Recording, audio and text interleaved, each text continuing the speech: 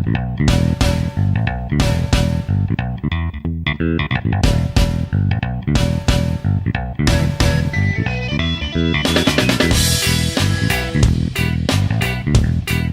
boys and girls, and welcome to what I understand is week 8 of the college football season, but because we had the extra episode last week,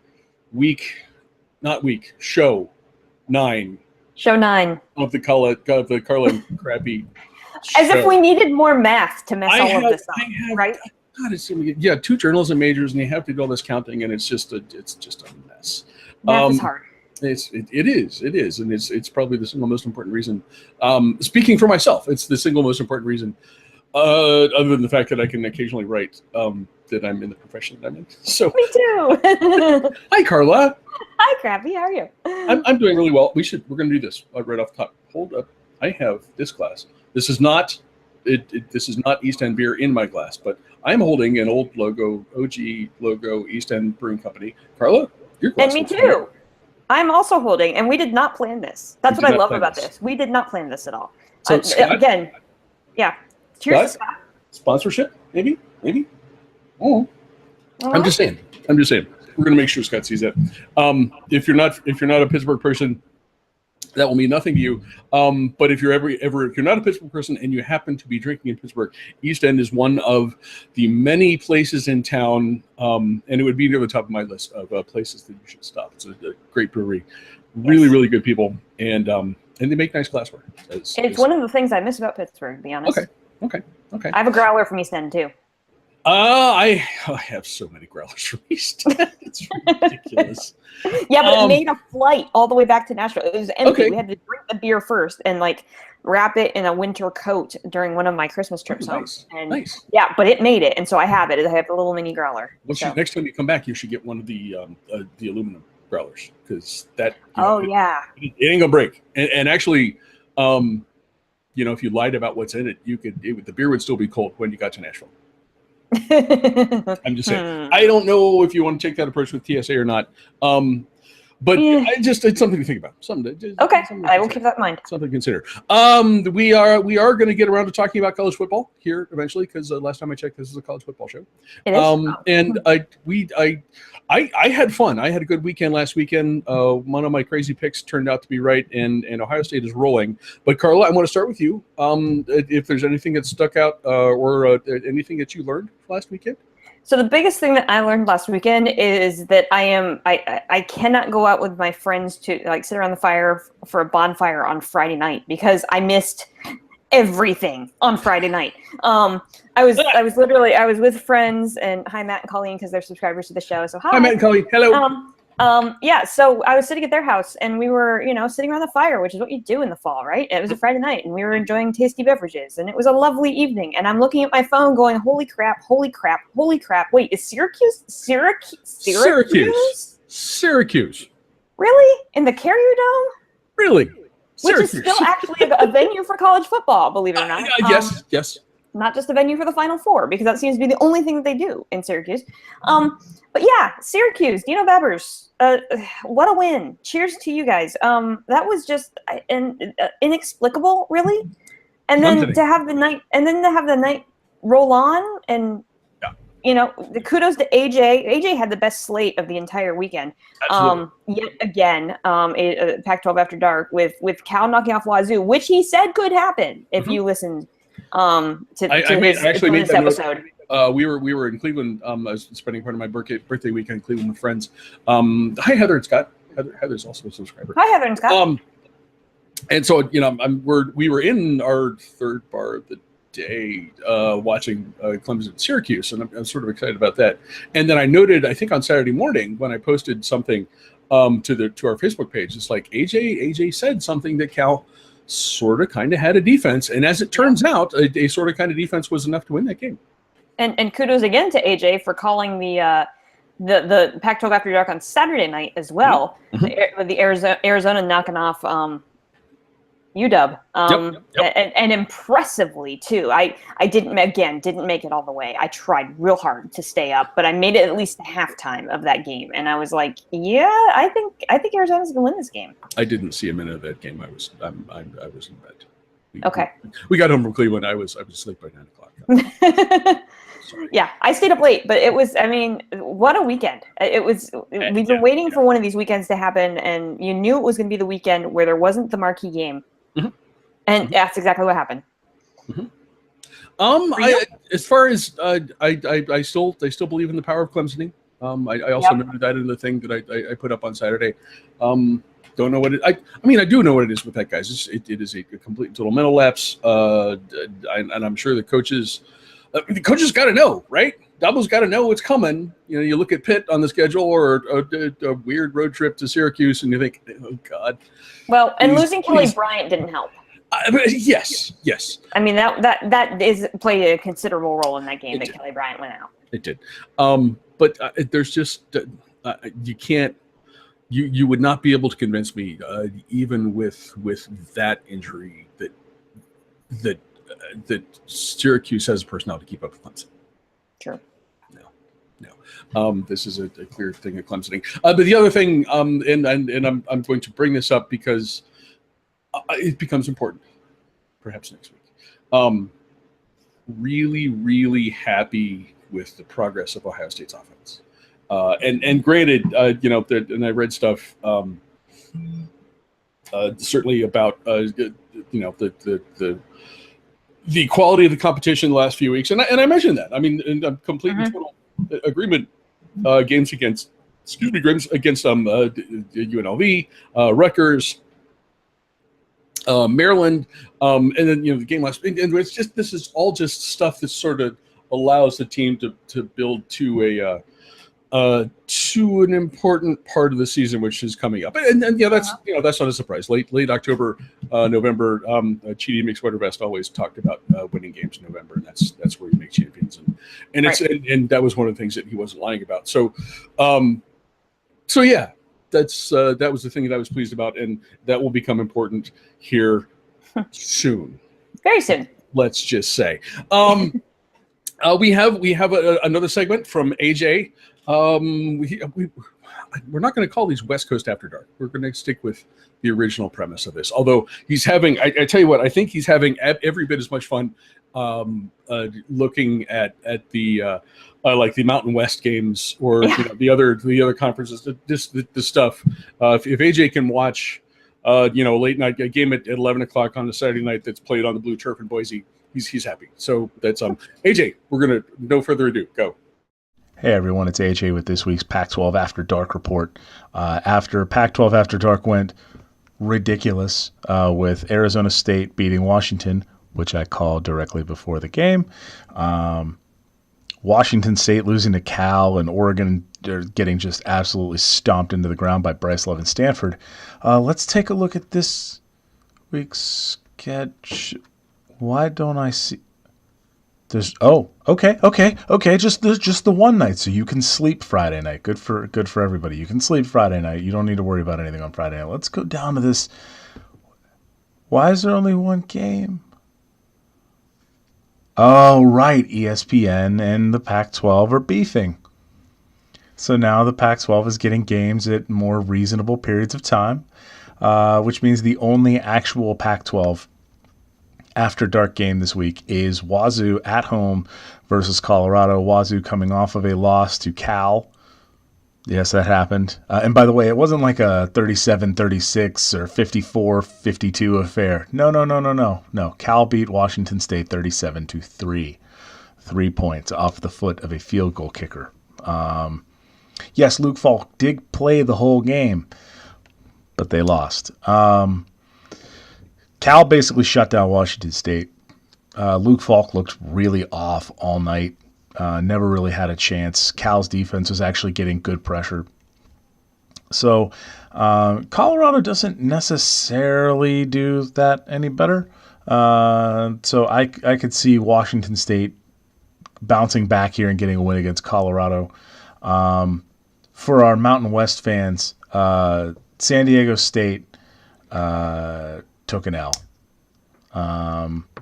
San Diego State now 6-1, still well in the lead in the Mountain West Conference. They're playing Fresno State, a Fresno State team that was not very good not that long ago. That game is in Qualcomm. So we should see some some fun there. That's at 10:30 on CBSSN. And finally, your Mountain West game of the week really is Wyoming at Boise State. Boise State just doesn't look right this year. They really don't. They're 4-2, but they just don't look right. Wyoming has Josh Allen, which is better than not having Josh Allen. But Josh Allen came into the year with a lot of hype, a lot of praise, and it's just not really worked out for him. So, yeah, Wyoming at Boise State. That's at 10:15 on ESPN2. The rest of the Pac-12 games are at reasonable periods of time. So, I guess ESPN and the Pac-12 got beef, and ESPN said, all right, fine, we're putting your games on at weird times for you, which means that this week, if you are looking for Pac-12 games, you're going to have to tune in pretty much starting at 3:30. Arizona State at Utah. Arizona State coming off of that big win. Utah coming off of a heartbreaker to USC. So 3:30, 4 o'clock with Oregon and UCLA. USC is playing some team, Notre Dame. I'm going to take a guess that Carla and Crappy are going to talk about that game. I don't know. Maybe you guys could tell me about something about Notre Dame. I don't know what that Notre Dame. I don't know what that means. But yeah, I also think that part of the reason that you're seeing fewer Pac-12 games after dark is that Arizona and Arizona State have finally moved out of their legally mandated. But that's not a fake thing. They're legally mandated to play games at night because it's Arizona and it's stupid hot during the day. Both of those teams are playing away games, so they're moving out of that night spot. So basically the only game that is legitimately Pac-12 after dark is Colorado-Washington State. So tune in with that. I'm going to watch that game because I am a savage and I hate everything about SEC football. Let's go with SEC football. It's been generally garbage this year. So watch Pac-12 football with me. This has been AJ. Thanks. Notre. Okay,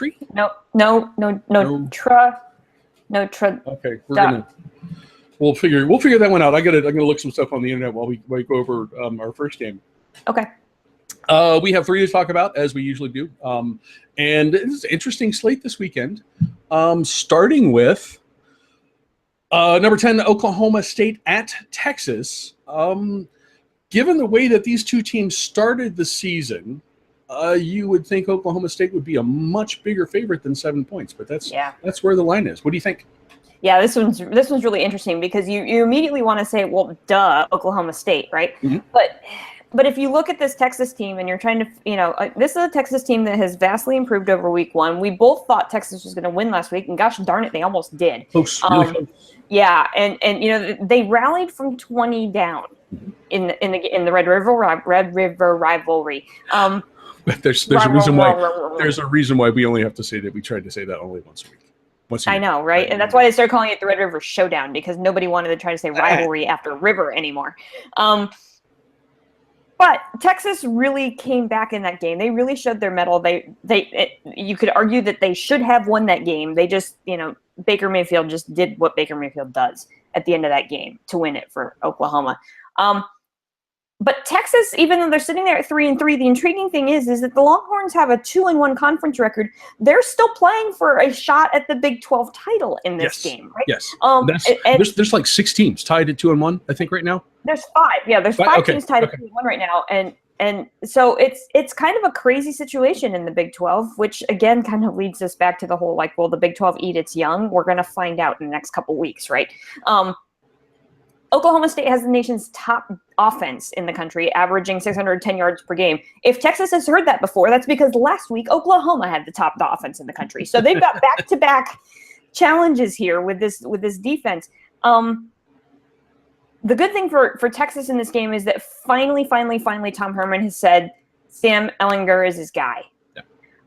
And he's earned the job. He said it is his guy. I mean, he got leveled several times against Oklahoma, and you got to wonder whether, his health, whether or not he's going to be able to get all the way through this game. But, I mean, he wasn't injured, but, I mean, you can only take so much of a beating, right? And he got knocked over several times.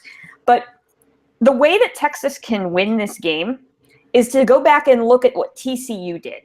right? So TCU stunned everybody, beat Oklahoma State early in the year as an underdog. The way that TCU beat Oklahoma State was they played keep away. They owned the time of possession in that game, and they forced turnovers. And the other thing that they did was TCU has a really balanced offense right now. They run the ball well. They pass the ball well. And that combination of things is how you beat Oklahoma State. Do I think Texas can do all of those things? I don't.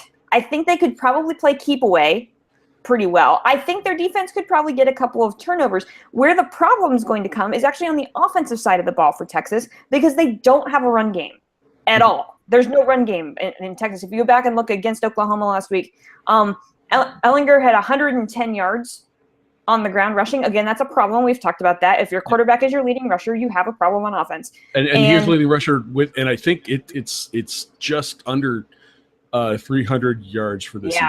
So yeah, it's just under 300 yards. That's right. rough. And last week, so he had 110 yards. The rest of the running back core and other players on the offense, which was like 7 or 8 players deep, only had 29 total yards running. That's a problem going up against an Oklahoma State team that's just gonna, they're fun and gun. They're gonna keep scoring points, and I just don't think that Texas can keep up if they don't have a run game in this one. So line is 7. That might actually be about right because they're playing in Texas. I like that atmosphere there, but it's a noon kick Eastern, so it's 11 o'clock Central. I don't know how much atmosphere is really going to play into all of this. I like Oklahoma State just because I think they're going to be able to outscore Texas. Okay. I first I want to make one thing clear. I didn't want to include this game, this Oklahoma State game, just because I picked them to make the Final Four, and then they got waxed by TCU at home, and I'm bitter about that. No, actually, that is exactly why I wanted to take another opportunity to smack Oklahoma State around, because I really thought, with any kind of defense, this could be a really good team. And you referenced this. The Cowboys are first in the country in scoring offense at over 48 plus a game. They're first in passing offense, over 400 yards a game. First overall in overall offense. Statistically, if you look at rankings, the defense isn't awful, but they're giving up a lot of points, and they've done that across the board. TCU in Stillwater scored 44 on them. The subsequent games, both wins have followed similar patterns too. Obviously this team is going to score, but their defense is not a really big deal to the folks in Stillwater. And I will admit, this is the game that I'm struggling with. Texas really feels like it's on the verge of a breakout, and you and I both thought that might come last weekend in the Red River rivalry. Well done. Thank you. I appreciate that. We were both kind of looking for that last weekend, and man, so close. It gave the Sooners everything that they could handle. I think settling on Sam Erlinger as the guy in Texas is a big deal. I can't help but think, because I got to watch parts of a good bit of the game where they lost to Maryland to open the season, and I got to watch good bits of the game that they just barely lost last weekend, and this really feels like a team that has it's night and day. It is night and day. Yeah. And the thing that I'm still stuck on, it's a really physical team. And I wonder, I'm not sure the comparison, the Ohio State, the recent past has played Oklahoma a couple times, and that's a interesting comparison between a more physical team and what most people would think is a finesse team, a team that's going to rely on points. And Ohio State's owned them the couple times that's come up. I'm not sure that that's a valid comparison there, but I want to make want to make that jump. I want to look at Texas playing good, solid physical football. I'm not sure that they can keep up with Oklahoma State. If I'm being smart, I would say probably not. I would come to the same conclusion that you have. Let me go back to the thing. This really feels like a team that's going to take a step, and this may not be the year for them, but at some point they're going to take a step against one of the big teams in the Big 12. And I'm going to say this weekend, and maybe I'll just keep picking Texas until something happens and I'm right, which is not a wise, for gambling, it's not a wise strategy. I did it for 2 weeks with Mississippi State, so yes. But that's I'm gonna pick Texas to win that one at home.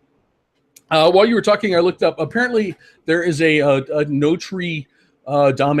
Notre Dame. This is it's a little private school, suburban Chicago kind of. I'm not sure what they're doing, playing Southern Cal, but AJ thinks we should talk about them. USC, and surprise, they're 13th in the country, and they're favored to beat USC at home by 3.5 points. So I don't know if you're able to find anything about they are the Fighting Irish. Excuse me, the Fighting Irish. I don't know if you're able to find anything about this game. What do you it'd be really cool if they had a leprechaun on the sideline. That would be awesome. Wouldn't that be cool? Okay, charade over. As much as I would like to continue to pretend that Notre Dame doesn't exist, they do, and I think our feeling is mutual on that one. Yes. And this year they're actually a pretty decent football team. You can't deny that. If they're sitting with a pretty decent record. They're a good record. They're ranked number 13 in the country, but they really, other than the win over, they've played two teams that you could really kind of start to compare, like what is Notre Dame this year, and those were the games against Michigan State and Georgia. Those are two teams that we've gotten to know pretty well. Right. They beat Michigan State pretty convincingly, and lost by a single point to Georgia, which we consider to be Jake Fromm's kind of breakout game with that win from Georgia. So the key to Notre Dame, and I kind of looked at this. And this is a huge rivalry game. We don't think of this as a rivalry game, but it is. And it goes back forever. Forever, right? Yeah. And so even though it may have lost some of its luster with the way that college football operates now, this is still one of those like deep-seated rivalry games, which makes this a game that is really tough to predict because of that. Last year, USC just stomped Notre Dame at the Coliseum, and after that game, people were calling for Brian Kelly's job. Now, didn't happen, but that's how serious both sides take this game. It wasn't pretty. USC just totally dominated that game. They ran up and down, the Irish all night.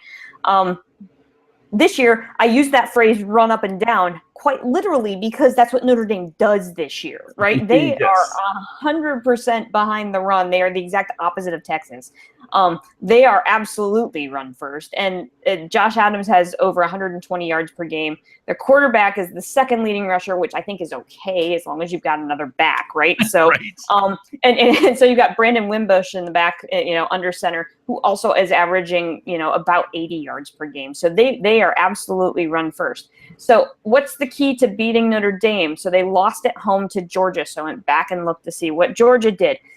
What Georgia was able to do against Notre Dame was they contained Josh Adams for just 53 yards, which was his lowest output of the year.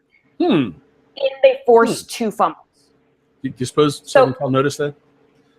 So that's the key. If you want to beat Notre Dame, you've got to contain Josh Adams and force a couple of turnovers. But you look at this USC team and you're kind of like, what is USC this year? You think we would know by now, but this is a team that just barely edged past Utah last week. They lost at Wazoo, which was slightly surprising at the time. That was a pretty big game at the time when it happened. And they needed double overtime to beat a Texas team that wasn't at the point where it is now. True. And their wins are over Oregon State, right? A team that's not playing great football this year. And to go across the country on the road at night in South Bend against a team that a rivalry game that's like payback from last year's stomping. Mhm. If they can't stop the run, Notre Dame wins this game pretty easily. Okay. I think. And so that's the key. It's all going to come down to USC. It doesn't matter what USC's offense is going to do. I really don't believe that. It really comes down to whether the USC defense can stop Josh Adams. And if they can do that, then USC can win the game.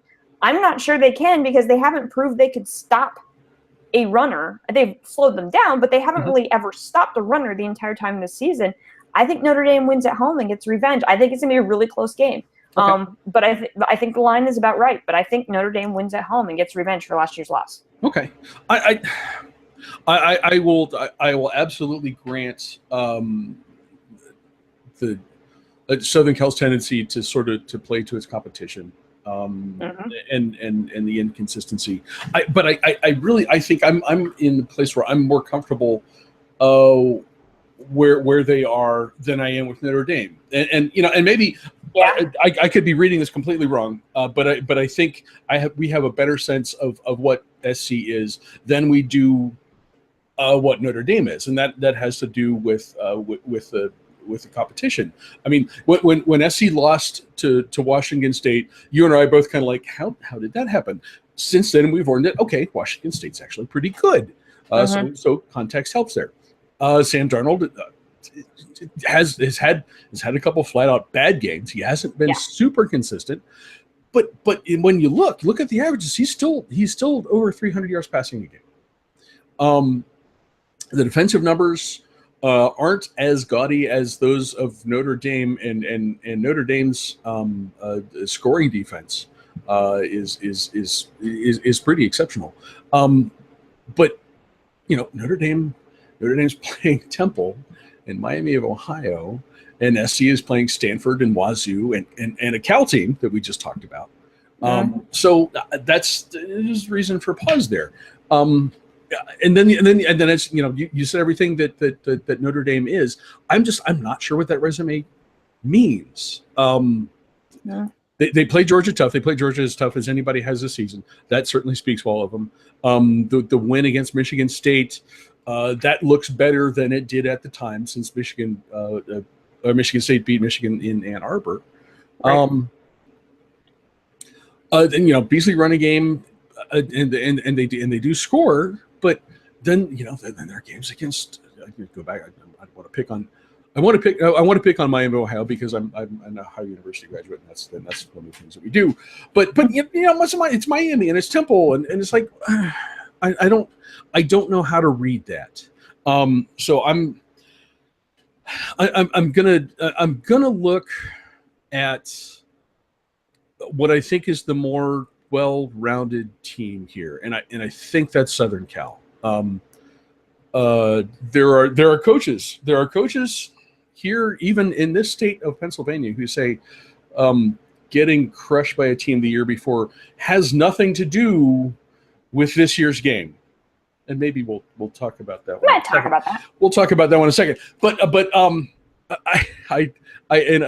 that is something that can be overcome. I'm certain that the Irish are going to be looking at revenge as a factor there. But I'm gonna pick with Southern Cal to win this on the road. Again, tight game, really close, but I think they're going to do this. The coach I just referenced, of course, is James Franklin. James Franklin lost a horrendous game in Ann Arbor a year ago. But by the score of 49-10. I happen to know that. Okay, I didn't look up the score and I didn't have it memorized, so okay. That we're talking about number 19 Michigan visiting number 2 Penn State. Penn State is favored by 9.5 points. I looked this up. This is important. The over/under is 12. So that's actually not true, but the over/under is a very, very low 45 points, which is probably about right. We're going to do this one differently, because this is one of the first times that we're going to hear from football fan Carla instead of sports writer Carla. Yes. And I'm going to do my spiel here, and then we're going to let you go. And I'm going to drink beer. Okay, that's fair. You go. I'm going to drink beer. Fair. I would start by referencing the thing that I just brought up. Coaches, please stop lying to us. Please, James Franklin, don't tell me that last year's game has nothing to do with motivating your team this year. No one believes that. No one believes that. Your players are sitting in the locker room, listening to your press conference, and laughing as you say these words out loud. So just stop. Just stop. The forecast for Saturday night. This is a night game. It's Happy Valley, partly cloudy with a 100% chance of whiteout. Mm-hmm. I know from personal experience what that atmosphere is like. It is nothing. There's nothing has ever happened in Ann Arbor that's even close. I can absolutely say that with certainty. This because they don't play night games. Not often, and they lose them when they do. Hello. Heyo. This football game. We used to joke about some of the big matchups in the SEC that would be 12-10 final scores. This is going to be this. I think this has a potential to be the kind of game that's going to be entertaining only for Big Ten fans, like serious Big Ten fans, because it's not. AJ's crew is you're not going to fall asleep by the start of the second quarter. It's not going to be. If you prefer the subtleties of defense and running game, this is the game that you want. And the matchup that you're going to look at is Penn State's rushing offense, and specifically, let's be clear, we're talking about Saquon Barkley, the best running back in the country, probably the best player in the country, versus a Michigan rushing defense that yields just over 2 yards per carry, which is just it's ridiculous. I don't know how that's going to shake out. That looks like a stalemate to me. I'm not saying that you can contain Barkley completely, but he can be limited. As and we saw this a year ago with entirely different personnel. But if anything, Michigan's rush defense is better than it was last season. What you look at on that side of the matchup is to break the stalemate is Trace McSorley. He can be sloppy. He can be inconsistent. His quarterback rating, where did I put this? 62.5 through this season. Not great. But the thing about the kid is he loves big games. I have seen this over and over and over. And this is certainly the biggest game that he has this season so far. The matchup on the other side of the ball is not so mysterious. Michigan's pathetic offense versus what is right now the best scoring defense in the country. Boom. Michigan's going to start John O'Connor quarterback. I read quotes in the Detroit Free Press, I think, that sounded like Harbaugh is going to really keep him on a short leash. He's got to do better or something. I don't know. What does Michigan do if you're looking at a quarterback change in the middle of a whiteout game at Penn State? How is that going to work? The other thing, and this is totally feel. I'm not even looking at statistics. I found there's a story. It was on the ESPN site. The headline saying Michigan is on the verge of finding its offensive identity this week. And wow, number one, it's week 8. Week 8. It's week 8. It's past mid-October. You've got a night game at Penn State, which arguably is the toughest night game in the country. This is not where you go to find out what your offensive identity is. It is not. It does not work that way. I'm not saying there are going to be a lot of points. 45 is probably a pretty good, and I would probably take the under with that. But yeah, I don't. If Michigan can't score, Michigan can't win. So I see a low-scoring game that Penn State wins.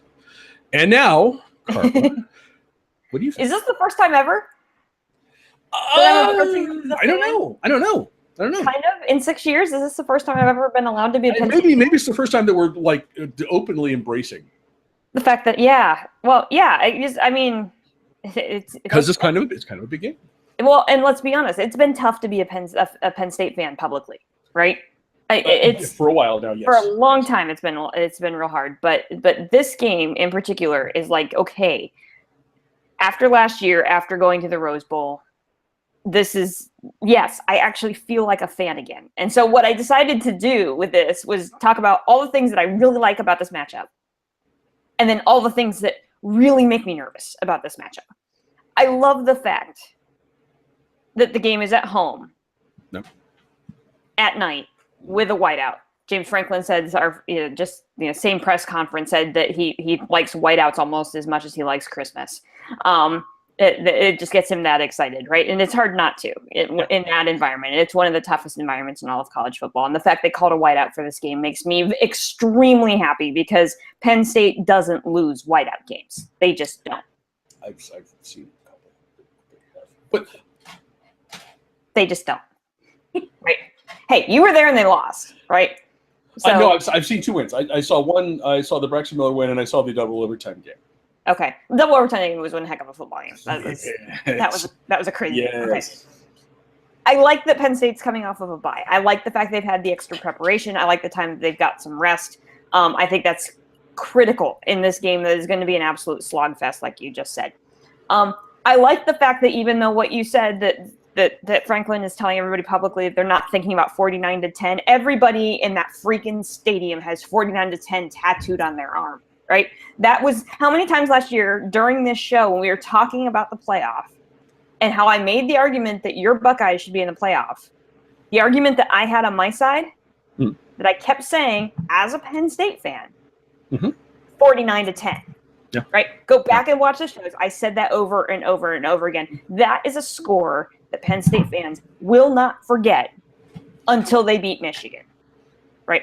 So, yes, they are absolutely playing for revenge from 49-10. I love the fact that Saquon Barkley leads the nation in all-purpose yards per game at 217. I like the fact that Penn State leads the 1A by the old name, right?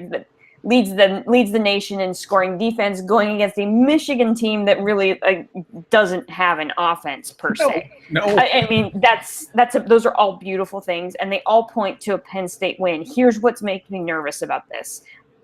I'm nervous that Michigan has the nation's best total defense. Mm-hmm. That's absolutely something that you need to be nervous about when you have a team that relies so much on its offense to get the team playing well. That's the one fallacy in this Penn State philosophy right now is, remember, it used to be the other way around. It was linebacker you. It was defense first. Right. And then the offense would follow the defense's lead. And now in this new kind of regime that we have at Penn State, it's the other way around, because that's the way James Franklin works. James Franklin is offense first, then defense. If the offense cannot get going, the defense will underperform. Go back and look. Historically, over the last 2 seasons, that's exactly what's happened. I'm going to be real nervous if the offense can't score first in this game, or at least get something going to have some momentum in the first half. Is the tendency, and this is not as pronounced as it was last year, but this team still starts slow. Is that an issue? It could be in this game, because the fact that it's a night game and a whiteout sometimes neutralizes that. But this team really needs an offensive score for the defense to go out there fired up. Okay. And it needs to be a touchdown. If they keep kicking field goals, which might win this game, to be honest, with how low the scoring is going to be, you kick 5 field goals, you might win the game. But it's gonna be a slogfest if they can't get in the end zone in the first 2 quarters. Mm-hmm. It just is. I'm nervous that the line is 9.5, that Penn State is favored by more than 1 score, because that always seems to be a point of contention with this team, that if they're favored by more than a score, they can't play the underdog card, which is what motivates this team so much. That's what they had last year, right? They were the underdog. They weren't supposed to be here. Mm-hmm. And they're favored by more than a touchdown. They're supposed to win this game. And that's a situation that makes Penn State fans nervous, because anytime you're in a situation where they're supposed to win the game, you're like, bullseye on chest, right? That's one of those things. Right. I'm also nervous that that Michigan has that same USC tendency of playing to the level of its competition. It's one of those. Harbaugh's going to have his guys amped for this game. Yeah. He is. And Michigan's going to come out fired up. That's going to happen in this game, and it's a matter of whether or not Penn State can kind of squelch that again offensively as opposed to defensively, to be able to get the momentum going. Because stranger things have happened. Harbaugh has pulled rabbits out of hats. Always something to be a little bit cautious about.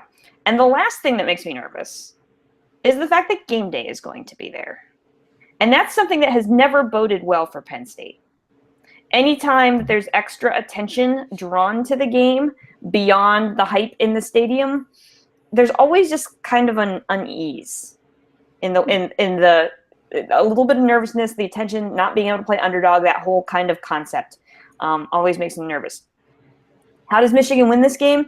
They take a page out of the Penn State playbook. That's how they win this game. If they can establish the run first and not have to rely entirely on John O'Corn or whoever ends up playing, whoever ends up standing back there to take the snap. You're going to see a guy in a Harbaugh jersey going into the game.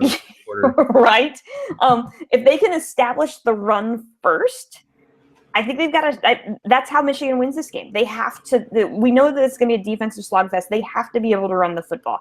That's the way that Michigan wins this game. If they go out and try to throw the ball, I think the Penn State secondary is ready for that. And it's because it's something that's uncharacteristic for the way that Michigan has played offense all this year. If they try to establish the run first, then go to pass. Obviously, I'm going to like my Nittany Lions at home in this game. But those are the things that make me nervous about this, is that there's a little bit of unease there. But I do think that they win. It could be a long game to watch if you prefer watching scoring as opposed to defensive strategy. Caffeinate. Yeah, I know this game starts at 7:30 Eastern, but caffeinate. You might be sleepy at halftime. Join AJ later on. I was joking. Right?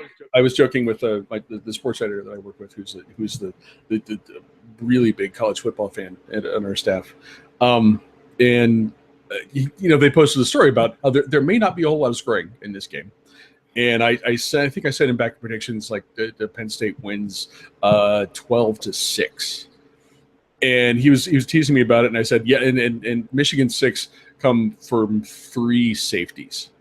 Yeah. And I actually don't think the line is that far off, but it could be, if there's a way for Penn State to score a half point, Penn State could win 9.5-0. It could be something like that. I am the person, I am the demographic that loves this game, and I'm absolutely going to watch this one. And it's going to be a lot of fun. Carla, I was going to say, you know what else makes me really happy about this game? Huh. I actually get to watch it with my dad. Nice. I'm going to be in Pennsylvania this weekend for other family obligations, and so we will be at home on Saturday night. So some of the best memories I have are watching Penn State football with my dad, and the fact that I get to watch this game with dad, it's going to be a fun night. Very cool. Very cool. My Buckeyes have a bye week, and they're getting ready for next week's game, which things that make me nervous for next week. I imagine we will talk about at length. Before we get there, enjoy this weekend's games, guys. Carla, thank you very much. Yep, thank you as always. I hope you have fun. I really do. You are. Yes, you are. We are. Guys, enjoy the weekend. We will talk to you next week.